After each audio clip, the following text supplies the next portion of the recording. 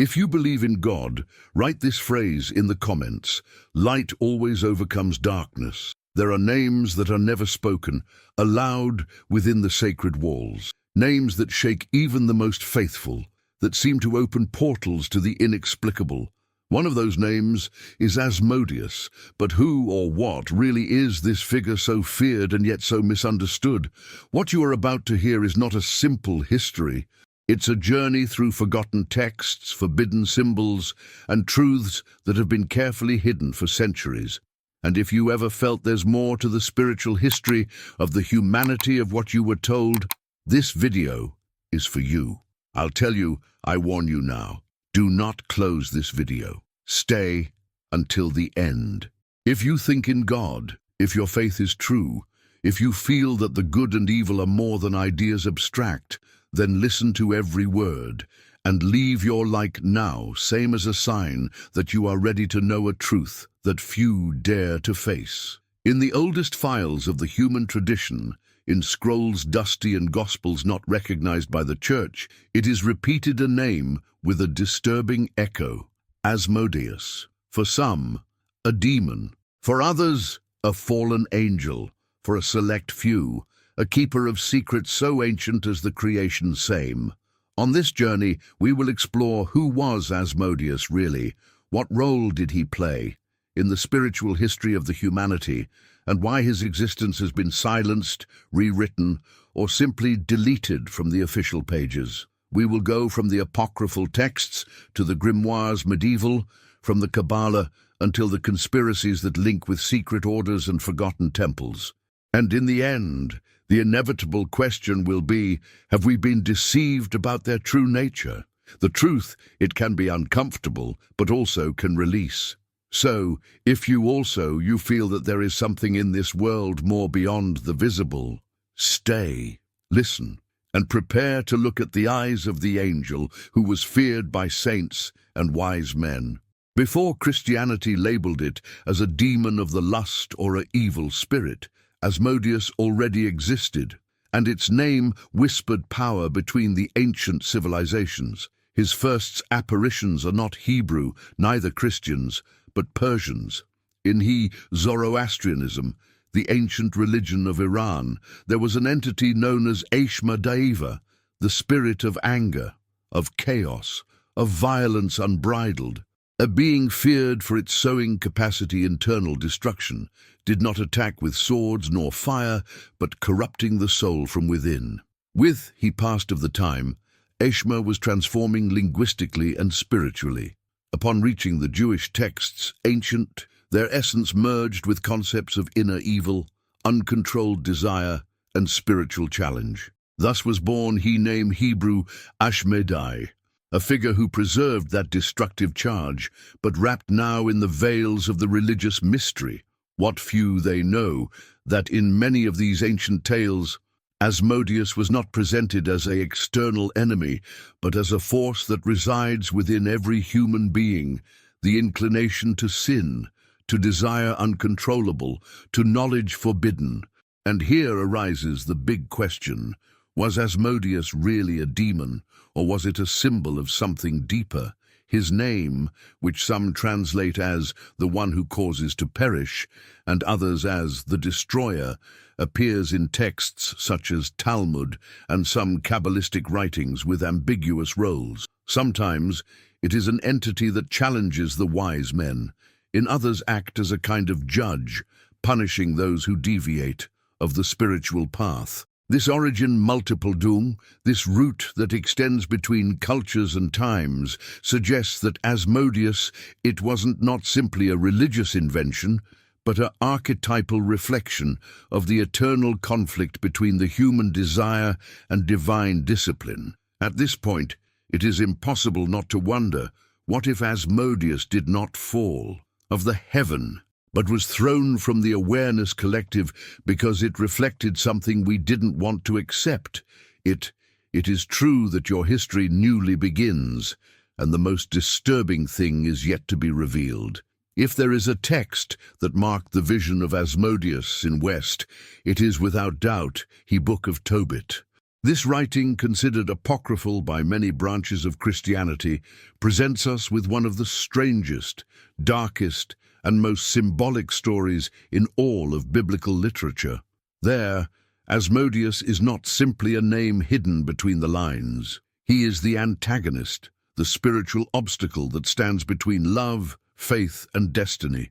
The story revolves around Sarah, a young woman who has seen 7 husbands die, one after another, in the wedding night.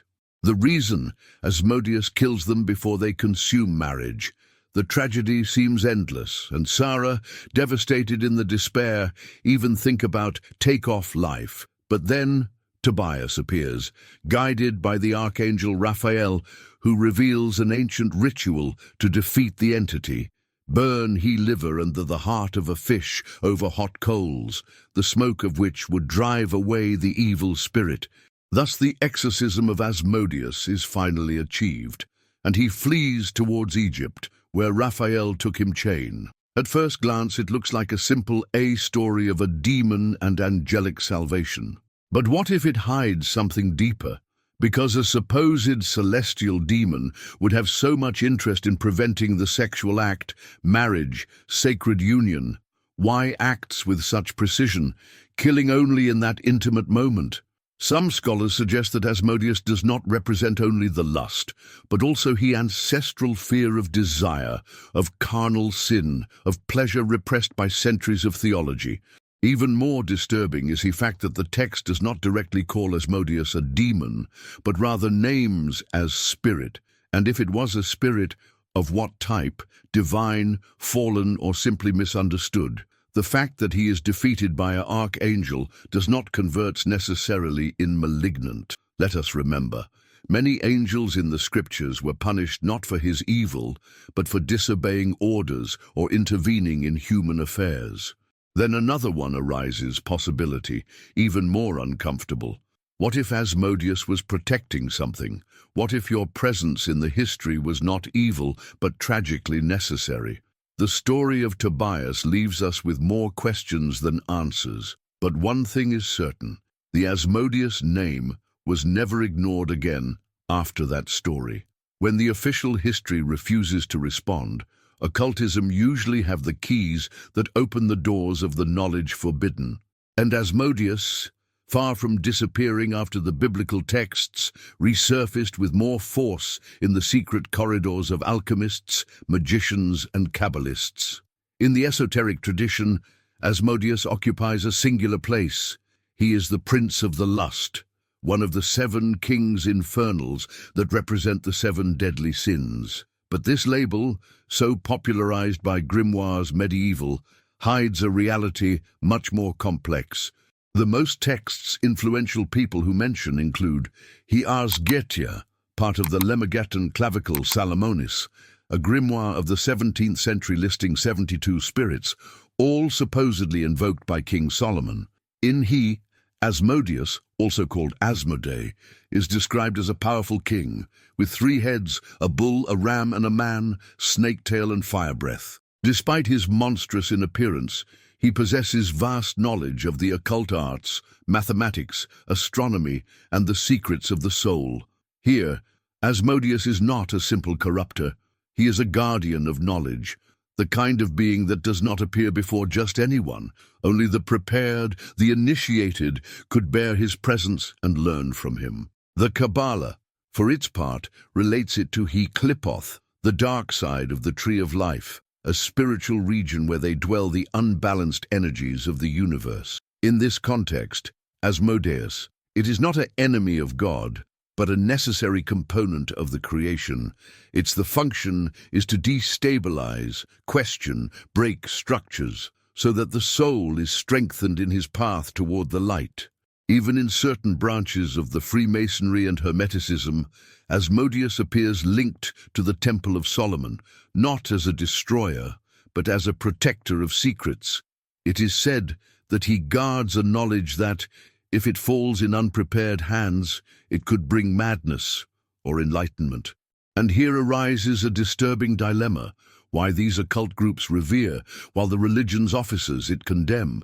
Maybe because they understand what the theology is afraid to accept. that some truths cannot be tamed, that some angels, to fulfill their purpose, they must carry with a demon costume.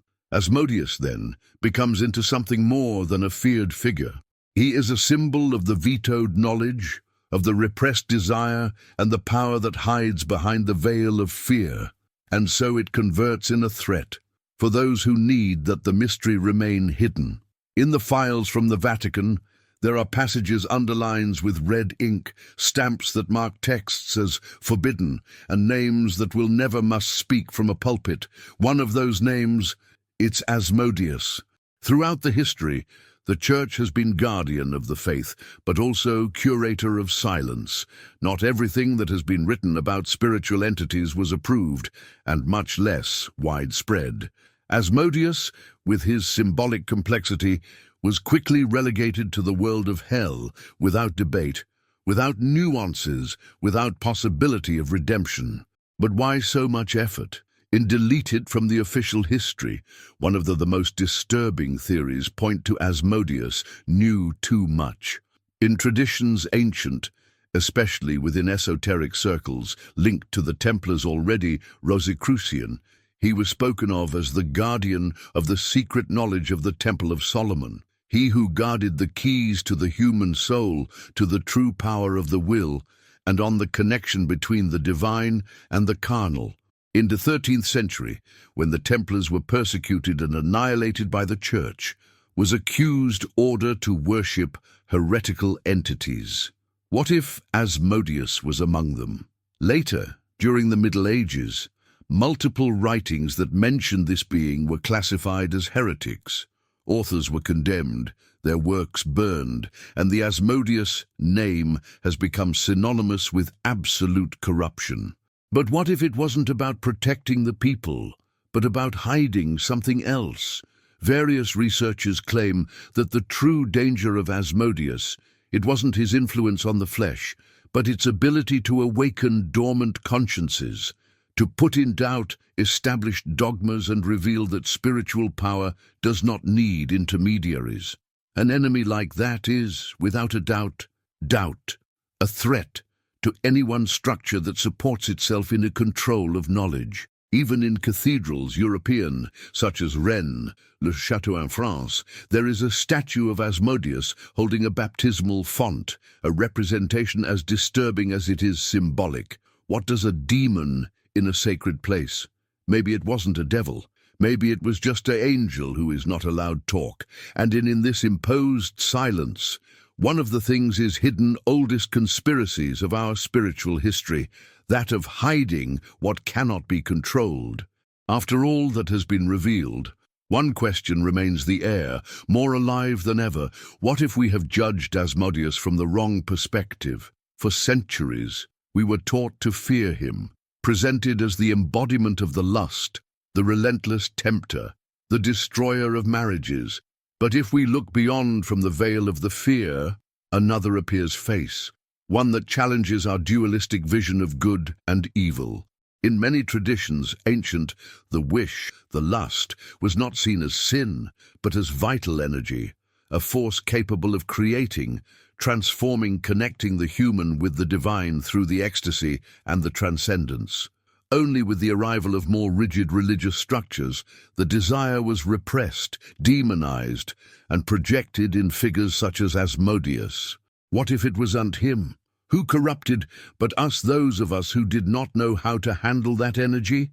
Asmodeus, in this context, would not be the enemy of the soul, but its alarm clock. A veiled master who, when we face with our deepest impulses, forces us to choose, enslave ourselves to them, or transmute them in wisdom. This concept resonates strongly with the Carl Jung's archetypal psychology. The inner demon is nothing more than the shadow, the aspect of ourselves, the same ones that we deny, repress, and project in others. Facing it, integrating it, doesn't destroy us. It completes us. In others' words, Asmodeus could be the reflection of what we have not yet healed, and maybe that's why was feared, because he is not an external enemy, but a mirror, one that shows what we don't want to see, our contradictions, our unconfessed desires, our desperate need to control what we do not understand. In certain Hermetic schools, it is said that the true wise man does not fear the devil. Listen, because whoever dares to understand their demons stops being their slave and begins to dominate them. So one last possibility arises. What if Asmodeus is not the prince of the perdition, but the bearer of a truth that humanity not ready to accept yet? Maybe the greatest sin was say the true in a world that didn't want hear it. And you, are you ready to listen to it? In the shadows of the history, some names don't disappear. They hide, they change shape, they are whispered between the lines, but they live on, like a persistent echo that refuses to die. Asmodeus is one of those names. During this journey, we have traveled through civilizations' ancient, forbidden texts, forgotten rituals, and theories that few dare to consider, and at the end of the path, what remains is not the fear, but the transformative doubt. Was it Asmodeus a demon, or was demonized for representing something that humanity can't yet grasp? Was he a corrupter, or an uncomfortable messenger who confronts us with our most vulnerable part? These questions do not have simple answers, and maybe there is your true power. Because Asmodeus is not just a character of the mythology or the religion. It is an eternal symbol of the human conflict between what one desires and what one fears, between what one seeks to know and what one prefers to ignore. His figure reminds us that not everything dark is evil, and that sometimes what we call enemy is in reality a teacher in disguise. Today, you have something very few they have had throughout the history, the possibility to choose how to interpret this mystery. You can reject it, you can ignore it, or you can face it with the heart open and the mind awake. And if you made it this far, if you listened to every word, if something inside you vibrated when you heard this story, then this message was for you. Now I make you an invitation direct. Leave your opinion in the comments. What you believe, you who represents Asmodeus in the spiritual history of the human being. Share this video with someone who needs question what always you. They said it was true. Subscribe if you want to continue exploring the mysteries that the history preferred to bury. Because there is many names more. Names that still resonate in silence. And together we will reveal them.